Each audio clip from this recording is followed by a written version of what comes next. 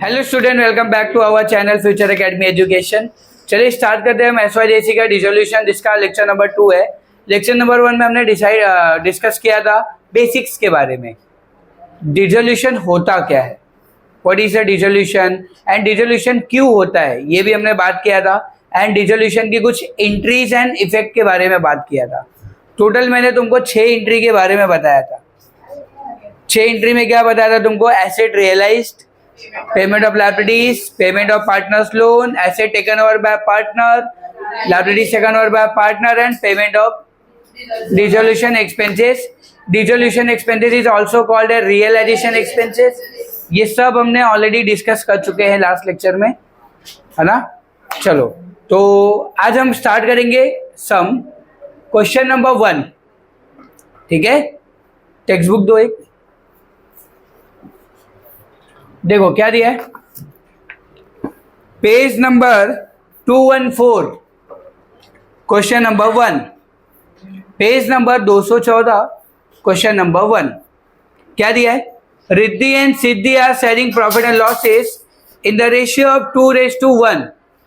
रिद्धि और सिद्धि दो पार्टनर है, उनका रेशियो भी दिया हुआ है में 2:1। The following is the balance sheet as on 31 March 2019। Balance sheet भी दिया हुआ है हमें। ठीक है, देखो मैंने तुमको ना इसका पोस्टिंग लास्ट लेक्चर में बता चुका हूँ, लेक्चर नंबर 1 में। क्या हमें क्वेश्चन में बैलेंस शीट दिया रहेगा, एक तरफ लायबिलिटीज एक तरफ एसेट। लायबिलिटीज में कैपिटल जो होता है वो कहाँ पे आता है? PCC में। कैपिटल कहाँ पे आएगा? याद रखो इसकी पोस्टिंग सारे सब में सेम है, no change.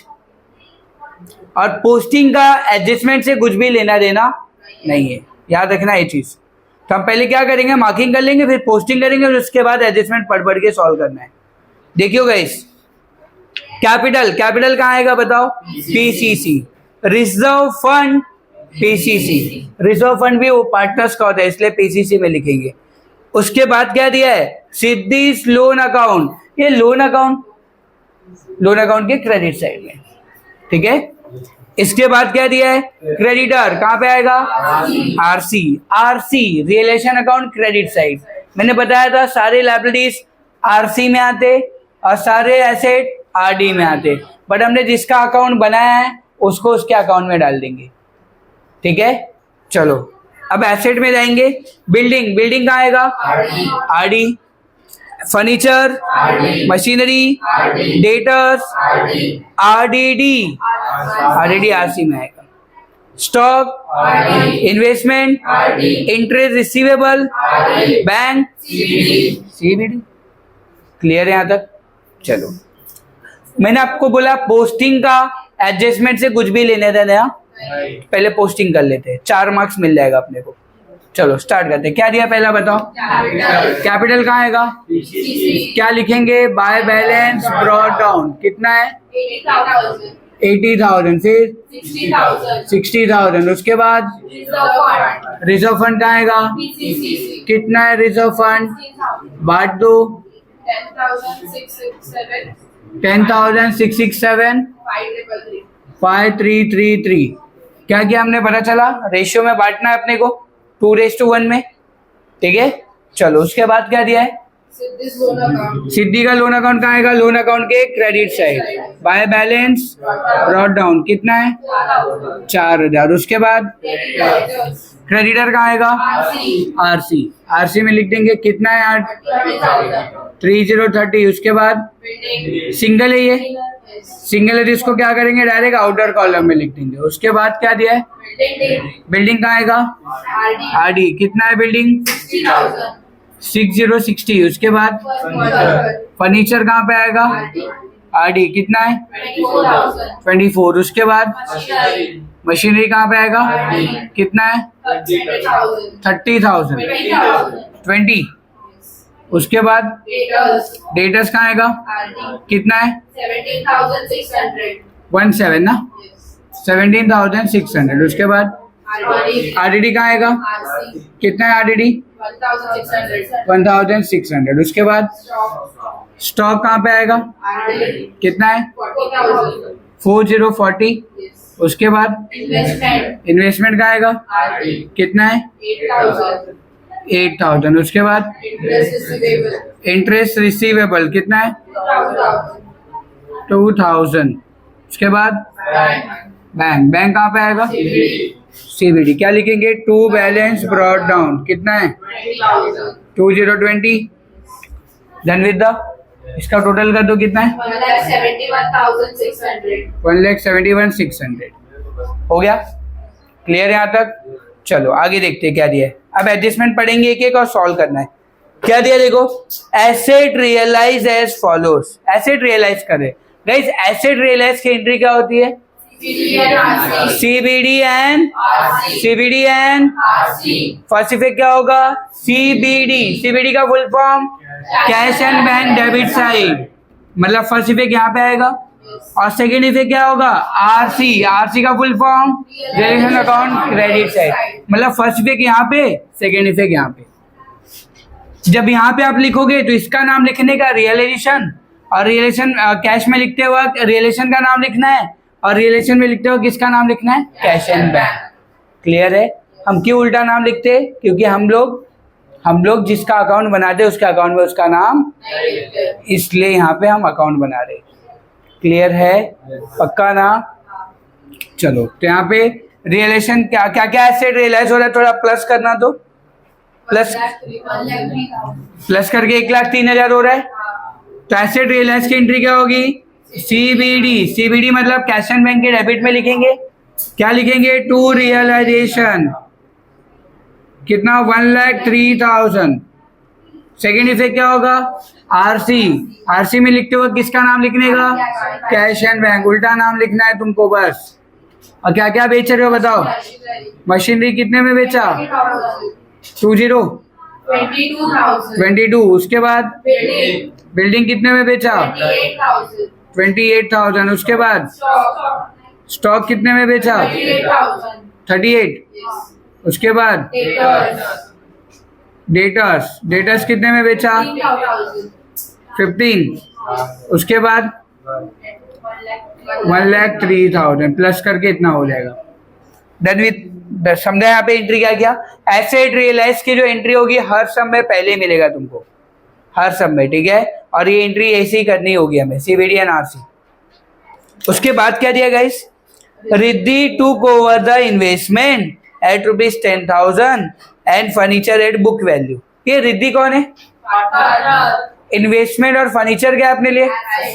Asset taken over bye, क्या एंट्री होती है? PCD and RC। PCD में लिखते वक्त क्या नाम लिखेंगे? रियलाइजेशन, और रियलाइजेशन में लिखते वक्त पार्टनर का नाम। समझा गाइस? तो PCD में लिखेंगे टू रियलाइजेशन। रिद्धि ने क्या क्या लिया? कितने का इन्वेस्टमेंट है? 10,000। और फर्नीचर 24,000। तो 24 और प्लस 10 करेंगे तो कितना होगा? 34,000 का एसेट उठा लिया उसने, रिद्धि ने। समझे यहाँ पे? रिद्धि ने क्या किया? 34,000 का टेकन ओवर कर रही है। 24,000 का फर्नीचर और 10,000 का क्या? इन्वेस्टमेंट। ये PCD हो गया। सेकेंड इफेक्ट क्या होगा? RC में लिखेंगे bye रिद्धिस capital.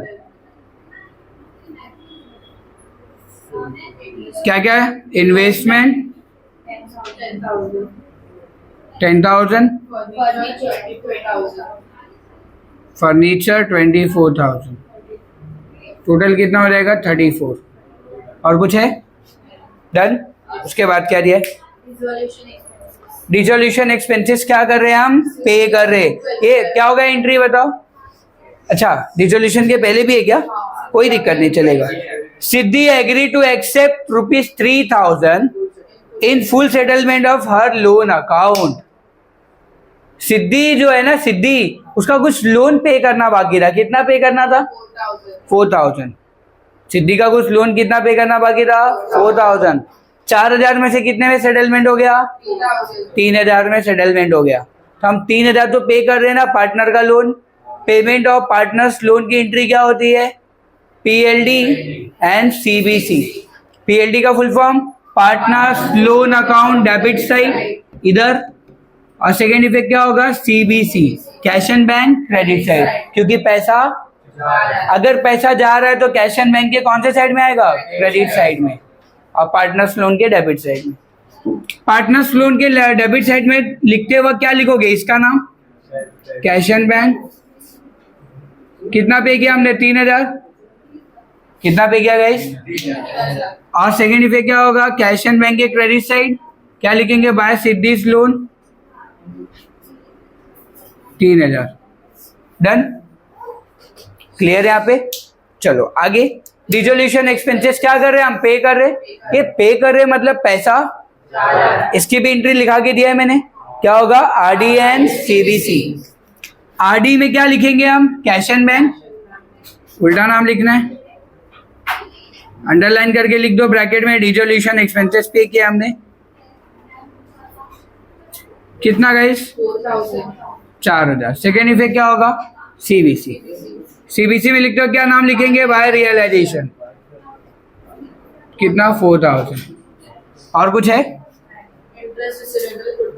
Interest receivable could not be recover. ये जस्ट इंफॉर्मेशन है, it's just a information. Interest अभी तक रिकवर हुआ नहीं हुआ है तो नहीं हुआ है, छोड़ो, क्या करना है उसका, समझा?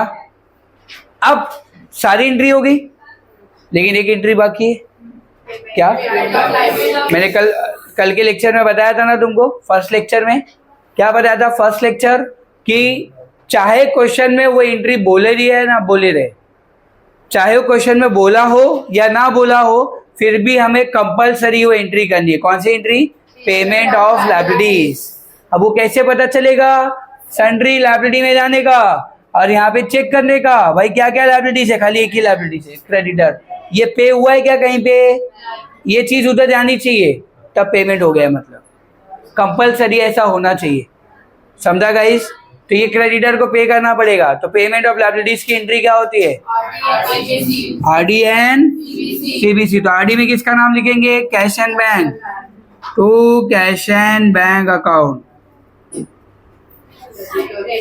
क्रेडिटर का नाम लिख देंगे, पूरा क्रेडिटर 30 है तो 30 लिख देंगे।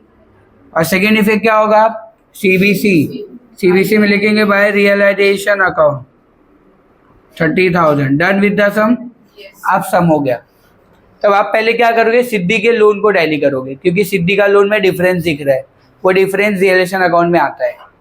ठीक है, तो यहाँ पे हम टैली करेंगे। यहाँ का टैली 4000 है, यहाँ का टैली 3000 है। 4000 बड़ा अमाउंट है, दोनों साइड लिख देंगे। जो बड़ा अमाउंट है, बड़े में से छोटे को माइनस करेंगे। 1000 का डिफरेंस आ रहा है, इसको लिखेंगे टू रियलाइजेशन अकाउंट। समझे यहाँ पे? अभी ये डेबिट में, तो ट्रांसफर किधर होगा? उल्टा ट्रांसफर होता है। बाय सिद्धीज लोन 1000 हो गया। अब इसको टैली कर लेते हैं। क्रेडिट साइड का 1,69,600। इतना जल्दी कर भी ली, क्या बात है। 1,69,600 और यहाँ का 2,05,600। 2,05,600। ये बड़ा कौन सा है? 2,05,600। देखो टैली अच्छे से समझो, क्योंकि हर सम में सेम है। इसके बाद जितने भी सम्स करने वाले सेम ही है। 2,05,600 बड़ा अमाउंट, इसलिए दोनों साइड बॉक्स में लिखेंगे। अब बड़े में से छोटे को क्या कर देंगे?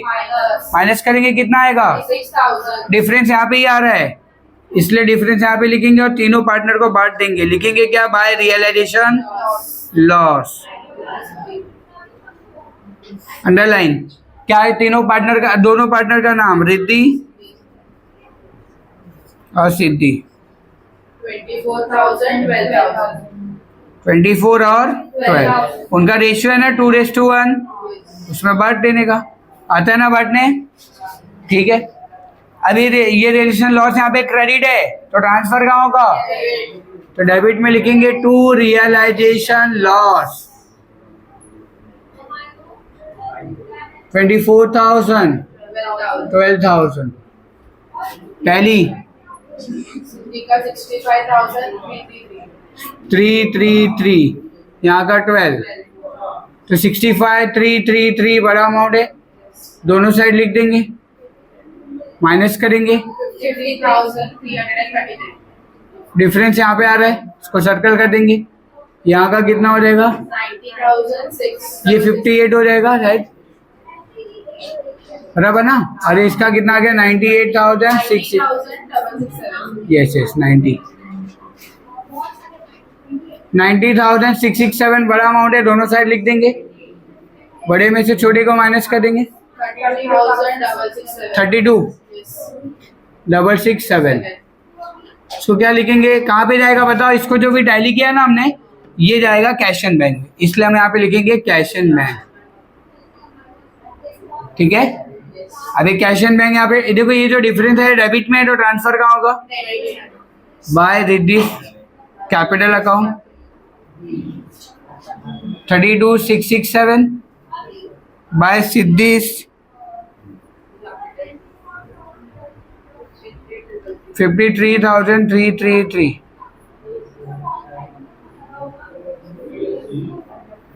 प्लस कर लो कितना होता है, 1,23,000। और यहाँ का सेम आ रहा है, सेम आ रहा है मतलब पूरे मार्क्स 100% राइट। फिर चेक कर लो, कोई डाउट्स है तो पूछ लो, कुछ भी डाउट्स है।